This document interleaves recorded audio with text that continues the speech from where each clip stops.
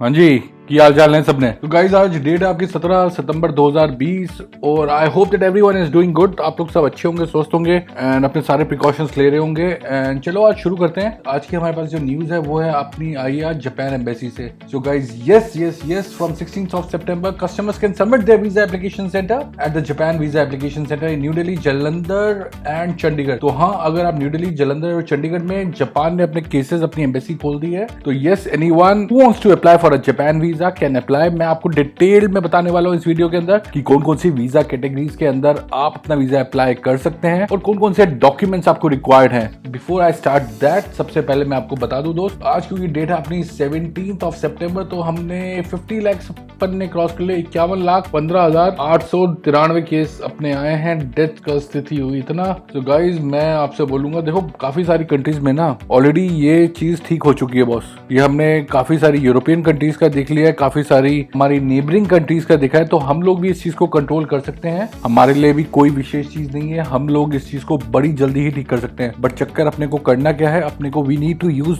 Each and every step, whatever the guidelines. जो भी हमारी सरकार ने हमें जो भी गाइडलाइंस दे रहे हैं ना, उन्हें हमें फॉलो करना है। चाहे वो फेस मास्क लगाना हो, चाहे वो सोशल डिस्टेंसिंग हो, चाहे वो अपने हाथ मुंह को धोते रहो, नहाते रहो, और सारे चीजें करना है। बाहर जाकर खाना नहीं खाना है, मतलब हम जाकर ऑर्डर कर सकते हैं, अपने घर में लाकर खा सकते हैं, जिससे कि सारी चीजों को हम ठीक कर सकें। तो गाइज इसके लिए मैं आपसे सपोर्ट चाहूंगा, और तब तक के लिए मैं आप ये वीडियो देखो, एंजॉय करो। अगर ये वीडियो आपको अच्छा लगे, सपोर्ट के लिए, तो सब्सक्राइब जरूर कर देना। सो गाइज आज की न्यूज है हमारे पास जापान से, तो शुरू करें, चलो शुरू करते हैं। तो the courier services are made. अच्छा, तो पहली तो चीज ये है, अपने ये VFS जापान जो कहता है कि नाउ जो कोरियर हैं, जितने भी लोग जापान का वीजा अप्लाई करेंगे, now they will be getting back their passport by courier only. तो 16 सितंबर से इन्होंने सर्विसेज शुरू करी है। अगर आपने वीजा अप्लाई करा है, you will get your passports via courier only. तो जैसे कि मैंने पहले बताया, न्यू दिल्ली, जालंधर एंड चंडीगढ़ में the services have been started. But इसकी रिक्वायरमेंट क्या है कि before you apply for the visa आपको ऑनलाइन अपॉइंटमेंट देना है। तो यहाँ पर आप क्लिक कर देना और ये आपकी वेबसाइट खुल जाएगी, जो आपका न्यू रजिस्ट्रेशन VFS जापान की है। एक नई ID बना लेना, और so that you will get to book your appointment। और अगर आप अपना ऑनलाइन नहीं ले सकते तो आप इनको फोन लगाओ 022-67866-016 पे, so that too you can book your appointment online। Before you call them, अपना पासपोर्ट हैंडी रखना, so that आप उनको अपने पासपोर्ट नंबर, अपना नाम, अपना फर्स्ट नेम, अपना लास्ट नेम, अपना प्लेस ऑफ बर्थ, ये सारी इन्फॉर्मेशन अपने पासपोर्ट से देखकर बता सको। ये आपको आपका अपॉइंटमेंट लेटर आपके मेल ID पे मेल कर देंगे, and that is what the process is. तो this is the first thing that I want to inform you about. दूसरी जो सबसे बड़ी जो चीज है वो ये है दोस्तों, अब COVID-19 का जो टेस्ट है वो मैंडेटरी है। तो अगर आपका वीजा मिल जाता है और आप जापान फ्लाई कर रहे हैं, 72 hours before the departure of your flight आपको अपना किसी भी ICMR अप्रूव्ड लैब से अपना COVID-19 टेस्ट करना है। ICMR की वेबसाइट पे देख लेना कि कौन कौन से अप्रूव्ड लैब है। इसके अंदर डॉक्टर लाल, SRL डायग्नोस्टिक, और अब जो भी सिटी के अंदर है वहां पे वो सारे जनरली ICMR अप्रूव्ड लैब्स ही हैं। बट किसी आप ढंग की जगह से करवाना जो ICMR अप्रूव्ड है, और वो सर्टिफिकेट आपका वैलिड होगा आपका जापान के अंदर भी। और जैसे वहां पर पहुंचेंगे वहां पर भी आपका कोविड टेस्ट कर लिया जाएगा और उसकी वो रिपोर्ट आपको दे देंगे। बट इसके अंदर कंडीशन ये है, 14 दिन का होम क्वारंटाइन मैंडेटरी है। 14 दिन आपको घर पे रहना, कहीं पर भी जा रहे हो उन्हीं के घर पे रहोगे। होटल में जा रहे हो होटल में रखोगे, बाहर नहीं निकलोगे, अपना पब्लिक ट्रांसपोर्ट नहीं यूज करना है। तो गाइस पहले से ही अपना ट्रांसपोर्ट एयरपोर्ट से जहां तक भी आपको जाना है वो पहले से ही बुक करके चलना। तो ये कुछ चीजों का आपको खास ख्याल रखना पड़ेगा। अब मैं आपसे बात करूंगा कि वो कौन कौन सी सर्विसेज, इसके अंदर मैंने आपको ये फोन नंबर्स बता दिए। पहली चीज, आपको जालंधर चंडीगढ़ और दिल्ली जालंधर चंडीगढ़ में आपके वीजा एप्लीकेशन खुले हैं। आपको COVID-19 का टेस्ट बताइए। अच्छा, जो दूसरी सबसे बड़ी जरूरी बात है गाइज, अगर अब हम जापान का वीजा अप्लाई करें, चाहे वो किसी भी कैटेगरी में हम अप्लाई कर रहे हो, मैं कैटेगरीज के बारे में भी पूछूंगा, जरा थोड़ा सा इंटरवल रखना। क्वेश्चनर ये अब बिल्कुल मैंडेटरी कर दिया गया है जापान गवर्नमेंट ने। ये क्वेश्चनर कुछ भी नहीं है, इसके अंदर आपको ये बताना है कि 14 दिन के अंदर पिछली बार आपने कहाँ ट्रैवल करा है। जैसे कि अपना यहाँ पे नाम लिखना है, सेक्स लिखना है, अपना मेल या फीमेल, अपना डेट ऑफ बर्थ, अपना नेशनलिटी, अपना passport number. Do you have any plan to stay or have travel to any country or region below in the last 14 days. तो 14 दिन में कहीं भी आपने ट्रैवल करा है, इंडिया, इंडोनेशिया, एशिया में, चाहे Australia, New Zealand, north America, Latin America, Caribbean, middle east, कहीं पर भी आपने ट्रैवल करा है, यूरोप में ट्रैवल करा है, तो आपको ये पहले से डिक्लेरेशन बताना पड़ेगा कि भाई हमने कहाँ का ट्रैवल करा है। तो ये अपना हर एक कैटेगरी के साथ आप ये आपको लगाकर देना पड़ेगा। अब हम आपको बताएंगे कि वो कौन कौन सी कैटेगरीज हैं, आपको डॉक्यूमेंट्स देने हैं अपना वीजा लेने के लिए। List of visa categories which are allowed to apply. तो दोस्त अभी इन कैटेगरीज के वीजास खुले हैं। इसके अलावा जो बाकी कैटेगरीज हैं वो भी जल्दी खुल जाएंगे, बट अपना प्रिकॉशंस रखो। केसेस अपने को नीचे करने हैं, बहुत ही जल्द करेंगे। अब अपना सितंबर चल रहा है, आज डेट होगी आपकी 17 सितंबर 2020। मैं चाहता हूँ इस सितंबर के अंदर ना इस चीज का खात्मा कर दें, ये जो चल रहा है अपने यहाँ पर। बाकी देश कर चुके हैं, हमें भी करना है, हम हिंदुस्तानी है भाई। We can do this thing and I want your support guys, I want your support. In case if you want to support me, give me a thumbs up right away guys. अभी मुझे Thums up करके दो। तो जो पहली category है जो allowed है वो है spouse or child of a Japanese citizen. अगर आप किसी जापानीज सिटीजन के स्पाउस है या फिर चाइल्ड है, तो इसके अंदर दो कैटेगरीज होती है, या तो आप सीओई होल्डर हैं या फिर सीओई होल्डर नहीं है। अच्छा, अब आप कहेंगे ये सीओई होल्डर क्या है, ये सीओई क्या है? गाइज एक्चुअली जो जापान की इमिग्रेशन अथॉरिटी है वो इशू करके देती है, जो भी एप्लीकेंट है या जो भी वहां पर रह रहा है उनको वो इशू करके देती है सर्टिफिकेट ऑफ एलिजिबिलिटी। तो गाइज अगर आप स्टूडेंट है और आपने जापान की यूनिवर्सिटी में एडमिशन लिया है, तो जापान की यूनिवर्सिटी वहां के इमिग्रेशन डिपार्टमेंट को कॉन्टैक्ट करेगी और आपको सीओई निकलवा कर देगी। जब वो आपके पास सीओई की कॉपी आएगी तो आप अपना जापान एम्बेसी के अंदर वीजा अप्लाई करेंगे। तो गाइज अगर आप एक सिटीजन है और आपके हस्बैंड या वाइफ ने आपका सीओई निकलवाया हुआ है जापान इमिग्रेशन से, तो आपको अपना पासपोर्ट, वीजा फॉर्म, सीओई की कॉपी और ये क्वेश्चनर की कॉपी देनी है बस, and you will get the visa. इसके अलावा जब आप वहां पर पहुंचेंगे आपको कोविड नेगेटिव का सर्टिफिकेट भी देना है अपना जापान पहुंचते ही। और बाई चांस अगर आपका किसी और कैटेगरी में सीओई इशूड है, सर्टिफिकेट ऑफ एलिजिबिलिटी आपको किसी और कैटेगरी में है, तो आपको अपना passport, visa application form, COE जो भी किसी और कैटेगरी में इशूड है, document proof of being the spouse or child of a Japanese citizen, कोई भी आपके पास डॉक्यूमेंट जिससे आप प्रूव कर सको कि आप उनके स्पाउस हो या फिर आप चाइल्ड हो। तो इसके अंदर आपको रिसेंट फैमिली रजिस्ट्रेशन जो जापान में एक बड़ा मेजर वैलिड डॉक्यूमेंट है और जो क्वेश्चन की कॉपी वो दी है। और वहां जापान जाने के बाद आपको कोविड नेगेटिव देना है, copy of the document proof of being a spouse or a child of a Japanese national.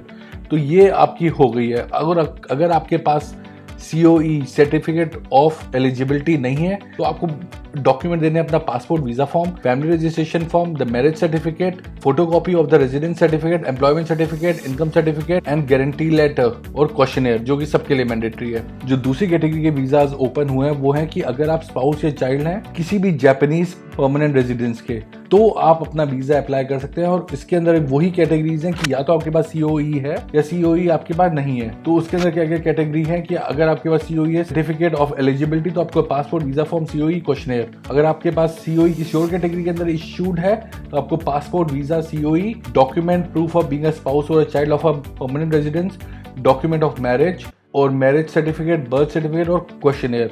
और अगर आपके पास सीओई नहीं है, if you don't have the COE, certificate of eligibility नहीं है आपके पास, तो आपको क्या चाहिए? Request to get a COE first if the applicant is planning to stay in Japan for a longer duration. तो हाँ गाइस, तो पहले तो अगर आपके पास सीओई नहीं है तो आप सीओई को निकलवाने की कोशिश करें, उनको बोलें कि यार please send me the COE so that you can attach the COE and the below list of documents if the stay in Japan is for a short stay. और आप अगर कुछ ड्यूरेशन के लिए, देखो इसके अंदर दो कैटेगरी आ गई। अगर आपको जापान में लंबे टाइम के लिए रुकना है, if you want to stay in Japan for a longer time, तो आपको वहां पे सीओई मस्ट है गाइस। आपको शॉर्ट स्टे के लिए उठना है तो आपको passport, visa form, photocopy of the residence card of the PR holder, document proof of marriage, employment certificate, income certificate, guarantee letter और क्वेश्चनर। अच्छा, और उसी के अंदर जो चौथी कैटेगरी जो ओपन है, जो the people who can apply for their visa is that family separated हुई हुई है।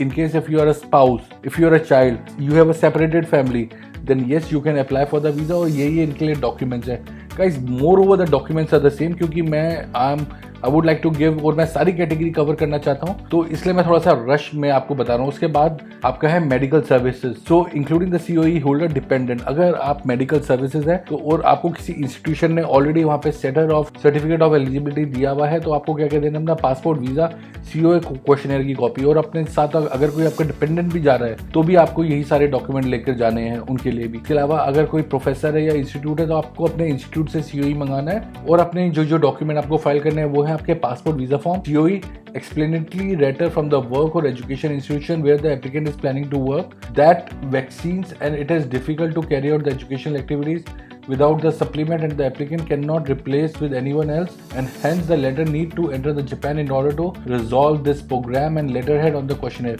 So guys, अगर आप कहीं प्रोफेसर हैं तो ये आपके जो एजुकेशन इंस्टीट्यूट है उनको ये एक्सप्लेनेटरी लेटर देना पड़ेगा कि आपका आना वहाँ बहुत अनिवार्य है, because of that this programme is stopped. तो आपको अपने इंस्टीट्यूट से ये लेटर लेना बहुत ही जरूरी होगा in case if you are going there as a professor और इंस्ट्रक्टर. के अलावा आपके पास अगर आपके पास 1484 के अंदर COE है तो आप अपना जापान जा सकते हैं. और अगर आप even if the code of 1484 is not return whose re-entry permit got expired after 1st January, so therefore to get a COE after issued, अगर आपका COE 1st of January 2020 से पहले एक्सपायर हुआ है then you need to get your COE with the code 1584 so that you can apply for your visa. अब guys सबसे ज्यादा important बात जो कि इस पे बड़ी ही ध्यान देने वाली है, इन चीज़ों पे हम बहुत ज़्यादा ध्यान देंगे. सो गाइज ये आपके इमरजेंसी वीज़ाज हैं, ये टेम्प्रेरी वीज़ाज हैं. अगर आपके कोई जापान के अंदर हैं जिनका एक्सीडेंट हो गया या फिर वो बीमार हैं और आप उनके रिलेटिव हैं तो आपको क्या क्या डॉक्यूमेंट देना है? अपना passport, visa application form, relationship document जिससे कि आप अपना रिलेशनशिप जो भी आपके रिलेटिव जापान के अंदर हैं आप उसको अपना बता पाएँ अपना relation. Document proof that the relative is ill and met with an accident, आपको बताना पड़ेगा आपके रिलेटिव इल हैं.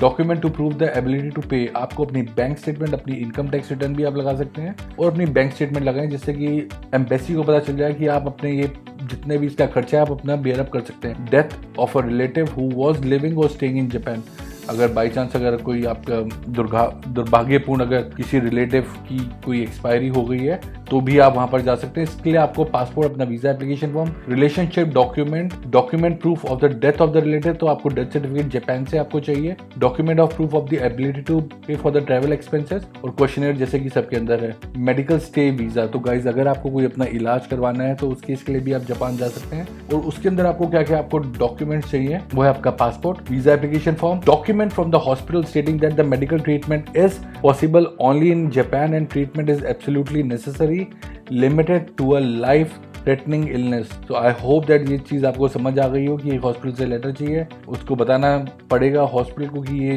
इलाज जापान में ही हो सकता है और ये बहुत ज़रूरी है और ये लाइफ थ्रेटनिंग सिचुएशन है. और क्वेश्चनर, और अगर उनके साथ कोई जो भी बीमार है उनके साथ भी कोई जा रहा है तो उनको एक एक्सप्लेनेशन लेटर देना पड़ेगा कि उनको क्यों जाना है उनके साथ में, उनका जाना क्यों रिक्वायर्ड है, और relationship proof with the accompanying person या फिर पेशेंट. सो गाइस ये कुछ ज़रूरी जानकारी थी एंड आई होप कि ये जानकारी आपके लिए यूजफुल रही हो. So guys the things are opening up, but yes मैं फिर से आप सभी लोगों से एक ही दरखास्त करूंगा कि अपने प्रिकॉशंस बरकरार रखें. एंड गाइस ये जो ग्राफ जा रहा है ना, ये जो ग्राफ अपना जो टोटल नंबर ऑफ केसेस ये जो बताता है अपने को रोज कि अभी अपना ये ग्राफ आ गया 91,000. गाइस ये अपने को ना यहाँ पे लेकर आना है, अपने को इसको अप्रैल की कंडीशन पे लेकर आना है. And I want your support my Indian citizen, my fellow Indian citizen, I want your support and I know that you will support me. Guys हमें we need to get back to our life, we need to start travelling and I want your support for this. Guys अगर ये video अच्छा लगे तो please, and to support India, please give it a thumbs up guys. तब तक के लिए bye bye, take care, जय हिंद, शब्बा खैर.